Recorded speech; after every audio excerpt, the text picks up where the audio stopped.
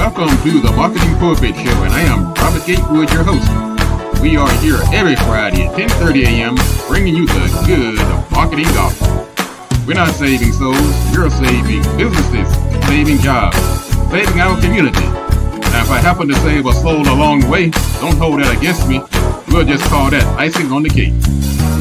Now, the mission at Marketing Pulpit Show is to build strong businesses in our community so that we can put our people to work. And we do that with business development, job creation, and service. So if you ever find yourself in a business crossroads and not sure which way to turn, just turn on the Marketing Pulpit Show because we're on a mission. The show is broadcast live from the illustrious Radio 1 studio. Good morning and welcome to the Marketing Pulpit Show. I'm Robert Gatewood, your host, and we are here every Friday at 10:30 a.m. bringing you the good marketing gospel. I'm not here to save your soul. I'm here to save your business, to save your job. And collectively, we can save our community. We're on a mission here. My mission, my raison d'etre, my reasons for being is to build strong businesses in our community so we can put our people to work. I get so tired of us going to other people's community trying to find work and jobs, and when we should be able to build this in our own community. That's what we're all about. We're about self-preservation, self-maintenance, self-sustenance. And that's my mission. And that's why I do this every Friday at 10:30 a.m. We're celebrating 16 years on the air. Started over at Radio 1 at 95.9 FM. And we have been going strong ever since. And we are just glad to be here. I am a business developer by trade. I have a company called Gatewood Marketing and Web. I'm also a professor at Prince George's Community College, where I teach marketing, PR, digital marketing, networking, social media strategies. So I'm a busy fella. I also written a couple of books, and I'm in the government space as the SBA consultant for the Small Business Administration in the tech area. We got a great show lined up today. We're going to talk about several things, but it's also we're celebrating Financial Literacy Month. Man, do we need that now more than ever? I have a guest coming on later who's going to tell us money ain't your problem. Can you believe that? I thought money was the problem, but she's going to tell us that money ain't the problem. It could be your mindset. So we're going to talk about that later on. So Miss Yolanda Anderson is going to come on, and she's going to enlighten us on this Financial Literacy Month. This is also Stress Awareness Month. Man, people are really stressed out. People are really stressed out. They got deadlines, payrolls, all kind of stuff going on, and even worried about AI taking your job. So it's also a good time to highlight stress awareness and how it can impact you and your business. For one, you need to recognize stress as a business risk. We're always talking about being risk averse when it comes to business. In other words, minimize your risk. If you walk around stressed all the time, I'm telling you, that is not good business. So somehow we have to bring down the stress. And you have to kind of realize what's urgent and what's important in your day-to-day activities. Everything can't be a house on fire, okay? Some things you can actually just shelve. You can put off for tomorrow. You can minimize. Everything is not the end of the world. You have to realize that to tamp down the stress. You have to build systems. It's not just about the daily hustle. Yeah, if you're a business owner, you're going to get into the hustle. But you have to have some systems. And systems are a great way to bring down the stress. You have to delegate. Now you're saying to yourself, I'm a one-man shop. Well, you can delegate to outside people. You can delegate to virtual assistants. You can delegate to subcontractors. You don't have to do everything yourself. If you do, you're going to be stressed out. You're going to have these problems. Now, this is something I've learned over the years. I had to learn older in life, as I got a little longer in the tooth, that some projects I just have to pass on. There's some folks out here mad at me right now. They're like, why this guy didn't take my money? I don't want your money if you're going to call me stress, okay? Some money I just have to pass on. Now, of course, when I was younger, I didn't have many gray hairs, and my hairline was a little further down on my head. Yeah, I was taking everything. I'm hungry. I'm hustling. But as you get older, you get more seasoned. You tap into your purpose. You become a self-actualizer. you realize all money's not good money. Some of these projects you really have to pass on. Oh, maybe you have some referral partners you can put it on, but you don't have to do it all, really. That has been the biggest alleviator of stress of all the things I've done in the last few years. You have to set these boundaries. You don't have to take every call, not when they want you to call, when they want, some people call you, they want you to pick up the phone right now. No, set your boundaries. Some things can wait. You need this time. You need to set aside some time to think, to meditate, pray, whatever you do. You can chant, pray, whatever you do. Set aside some time, make it work. Invest in your health. Drink water, exercise, play tennis, do something. But you can't be walking around in poor health expected not to be stressed. Sleep, eat right. Once again, I learned these things a little late in life, but it's never too late. Man, I'm not even gonna talk about the stuff I used to eat. I used to eat a sleeve of little grandma's cookies for lunch. It's after I've eaten a greasy fat burger. I don't even touch that stuff now. And once you get into a regimen or a new lifestyle, you don't miss it. Trust me on that, okay? Don't isolate yourself. Get out, meet people.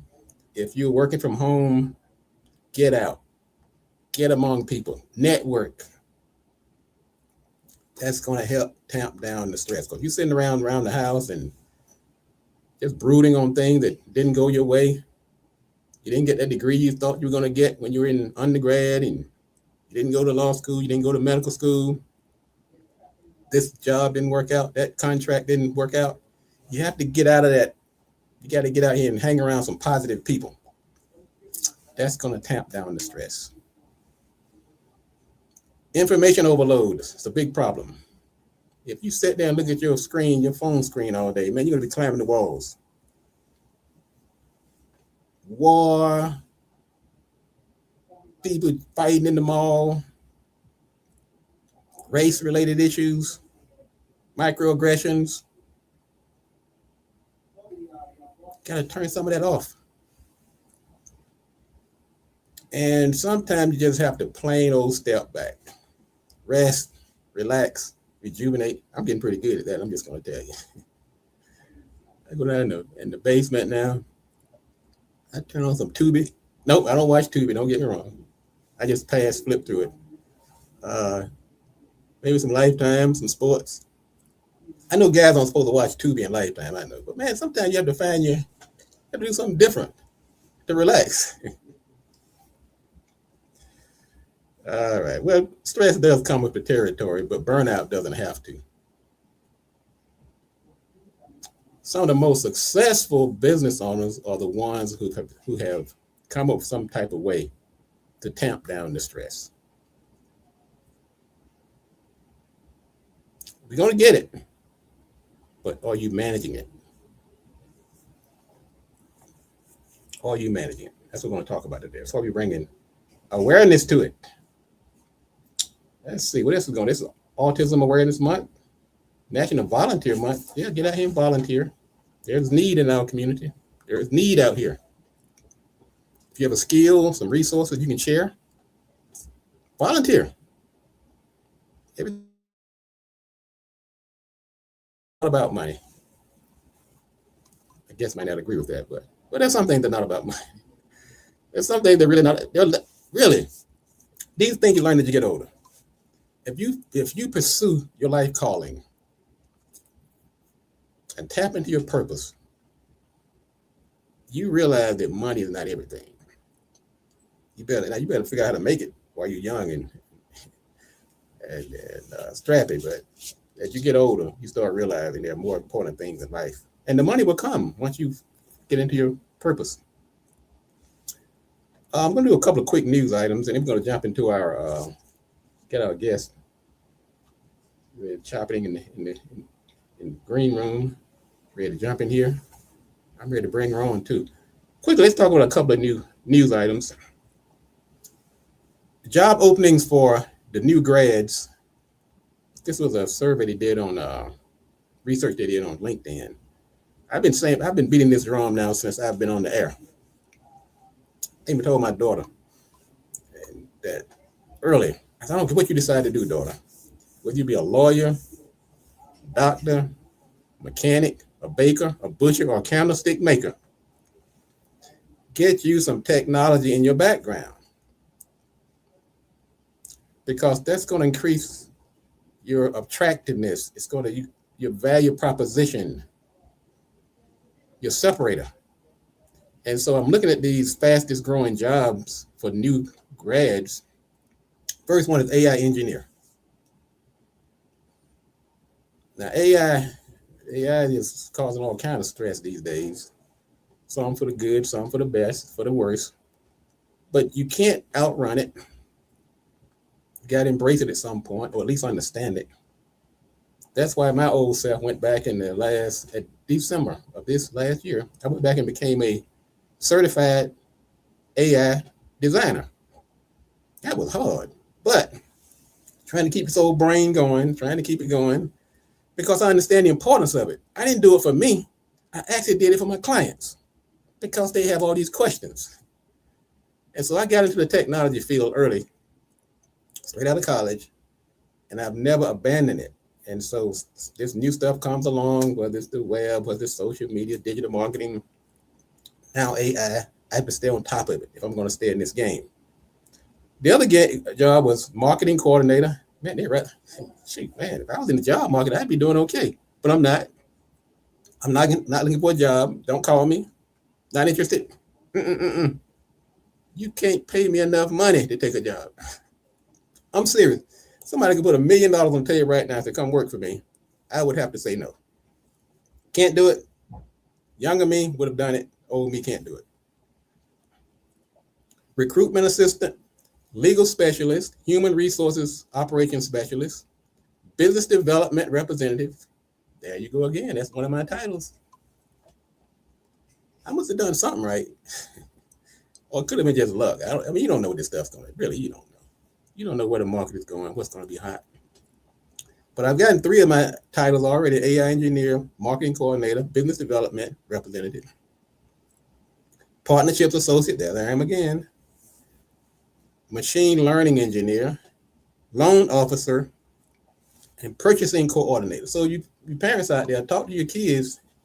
Don't wait till they ready to get out of high school and start talking to them. Tell them now to start looking at these growth industries. Don't be getting these worthless degrees and sell them with $200,000 in loans. Okay, anyway, enough of that. Here's a sad story. Former Lieutenant Governor Justin Fairfax killed his wife, Serena, and then killed himself. Man, that really shook me. Because we were all celebrating the young brother when he ran for governor a few years ago. And before that, he was the only second black statewide official in the state of Virginia. Of course, Douglas Wilder was the first black governor, and then Justin Fairfax was on the heels becoming the second black governor. He had a little controversy that kicked him out of the favor of the establishment. He was going through a divorce, and he and his wife were living in the same house. I guess it was a same house type separation. He was served some type of papers in the last few days, and he shot his wife and went upstairs and took his own life. Man, talking about stress. Talk to somebody, folks. It's never as bad as it seems, and if you feel like you're going off, talk to somebody. That's my advice. Like I said, I'm not a psychiatrist, but it's always good to talk to somebody when you're going through these types of movements. It's kind of things happening in your life. Just talk to somebody, whatever you do. Don't go out and shoot anybody or yourself, because now you have 2 kids who are without parents. Last bit of news: the Strait of Hormuz has reopened today after a 10-day ceasefire was agreed to between Israel and Lebanon. Stock prices are up. Oil prices are down. So I'm pretty happy on the stock. I've been watching my stocks take a killing in the last few days. I just wouldn't even look. So I'm not even gonna look at that. I can't even do it. That's stress I don't need right now. But this morning, man, I was glued to the screen. All right. But there's a bigger issue here. Why do we have to go through this in the first place?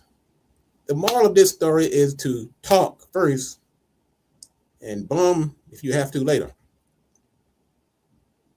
It was a bonehead move to start bombing Iran. I'm just going to come out and say it. It sounds a little political, but I'm just telling you. Because now, if the war stopped tomorrow, you have to ask yourself what was accomplished. But anyway, talk, listen. Those are marketable skills that everybody can use, including the president.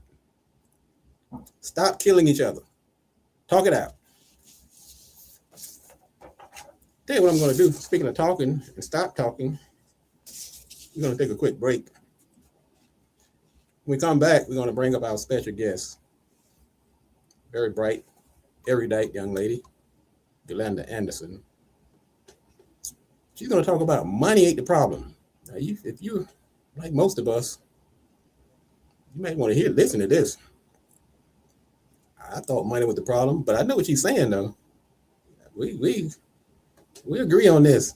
You got to stick around though and hear her perspective on this. She's an author. She's actually wrote a book. Money ain't the problem. Your mindset is. I like that.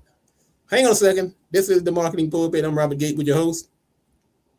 We'll be right back in a moment with our special guest, Miss Yolanda Anderson.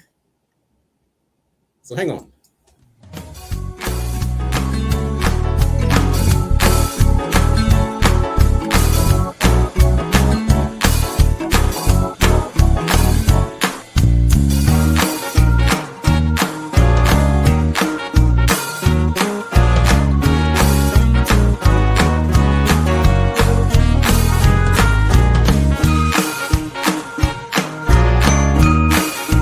Still using your home address for your business? Protect your privacy and elevate your brand with a professional business address and mailbox service from BLE Business Services. Call 301-322-1700 or visit www.blesuites.com. BLE, where professionalism meets convenience.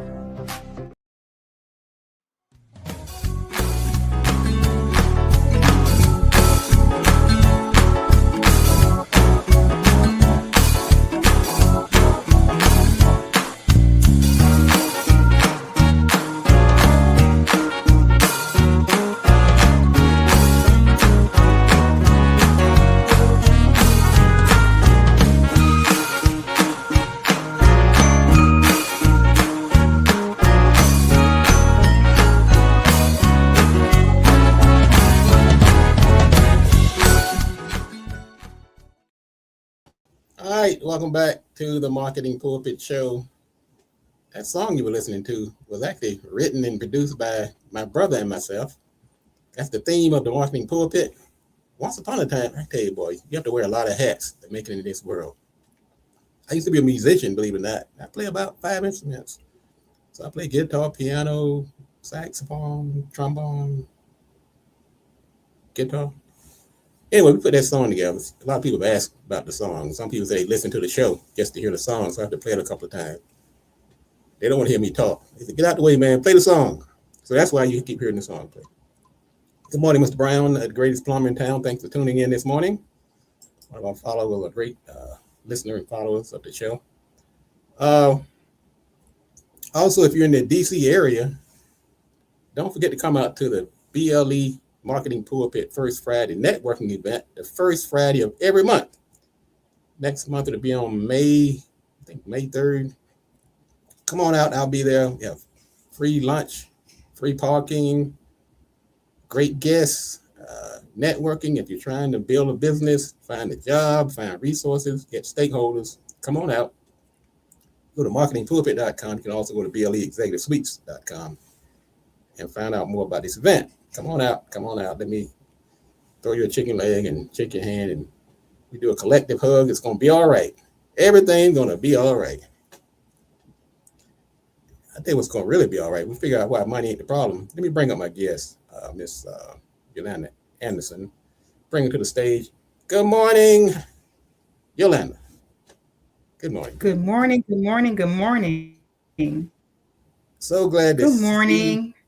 So glad to see you this morning. Ever since we've started communicating and talking about this topic, you have tapped on a nerve that's been running through the community, the business community, the personal community. People are always talking about money. And I've been saying this over the years, Yolanda, that I actually wrote a book back in 2008, I think, called Played in Full. And one of the things that ran through the book was that generally we make enough money. We just don't know what to do with it. We just don't treat it right. So I'm glad that you're on here to kind of help drive this point home. So before we get into that, why don't you introduce yourself to the audience? Let everybody know who you are, please. Sure. I am Yolanda Anderson. I am the CEO and founder of Anderson Integrated Management Consulting, which is a financial management company where we support financial management services to federal clients and small businesses. I'm happy to say that come this November, it will be 10 years that we have been in business. Congratulations. I'm also opportunity to have a platform on social media, and I'm known as Your Money Manager. I also am an author, as you mentioned, and my passion is people's lives as it relates to their personal finances. Wow, quite accomplished there, young lady, quite accomplished. Congratulations again on that 10 years. That's not an easy feat. I'm just going to tell people to do anything successfully for 10 years, particularly having a successful business for 10 years. So congratulations on that milestone.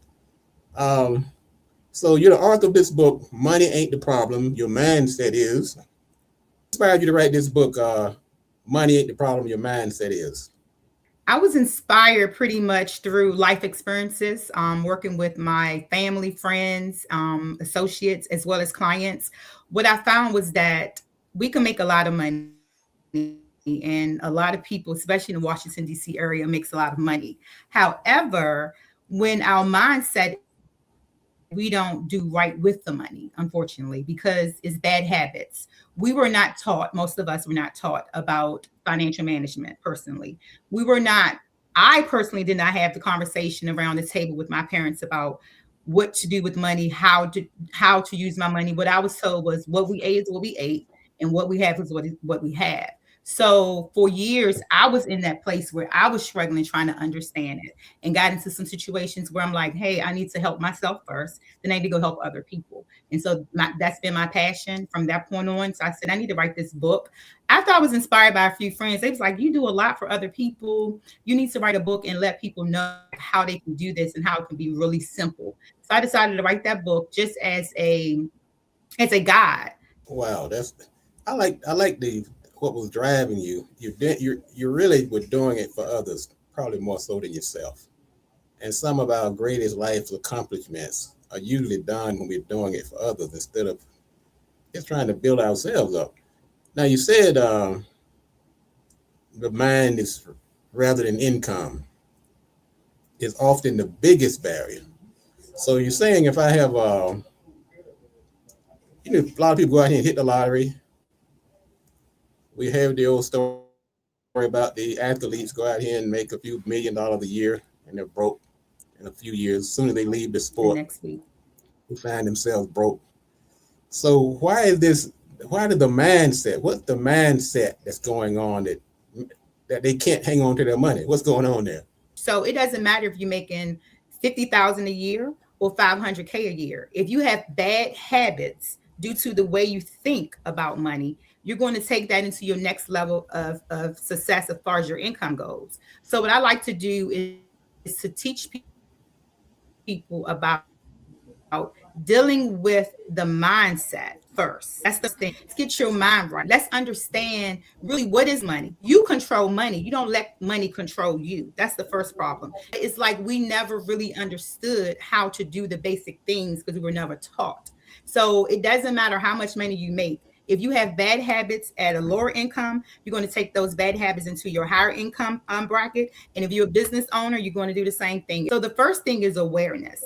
And then the second thing I would say is that not only just awareness, but then avoidance. Some people avoid, they don't want to know. Like they actually don't look at their bank statements. They don't look at what's coming in and what's going out because they just don't want to deal with it. So we got to get into the root of the problems. And it's really things that's embedded in us because a lot of us have seen our parents struggle or our grandparents or our guardians struggle. So that's all we know and that's all we see. And we think that's life and that's how life's supposed to be. But we have to get into the mindset where we deserve everything that God has for us. And so that means that we need to do things differently in order to get a different result. Well, what are some of the habits that get people stuck? Are you there? Because sounds like whether you have $500 or $5 million, the only difference is just the number. You can lose the 5 million just as easily as you can lose the 500 if you don't have the right mindset. So what are some of these habits that keep people stuck in this mindset? How do they get out of it? Some of the habits, overspending and trying to be wealthy or trying to look rich when you're really not.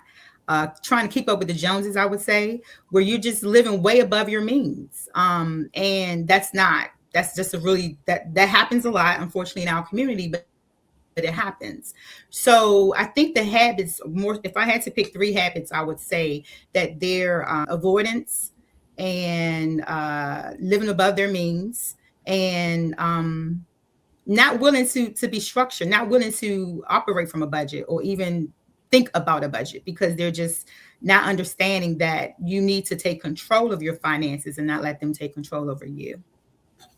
I agree. You hit on a topic. It's been one of the drums I've been beating on for years, and that's social proof or the desire to belong, also known as keeping up with the Joneses, FOMO, all types of aliases, the lemon effect, where people are trying to keep up with other people. The neighbor got a new car, so I've got to get one. My friend has a Louis Vuitton bag, so I have to get one. This person to drive a Mercedes, I have to get me one. Otherwise, I'm going to be left out. I'm going to feel left out. And I feel like that's something that has had a ripple effect in our community, a really devastating effect. People will put their status or how they are viewed in the community above their self-preservation. And so that is one of those, and I'm glad you touched on that. That's one of those habits that has really, what people need to check and listen to people like yourself who are saying this mindset. Most of us do make enough money. I think it was, I'm trying to think of who was the wise person that said it, that he who does not learn how to live upon a little will always be broke. And that's, once again, something that came upon me later in life. When I got out of college, I didn't have like I said, my folks weren't rich. They didn't know how to handle money because they didn't have money themselves. So I figured the first thing I should do when I get out of college, go find me a big fancy car. And that's what I did. I didn't open up a savings account, didn't open up an IRA, didn't open up a deposit, none of that. It didn't even cross my mind.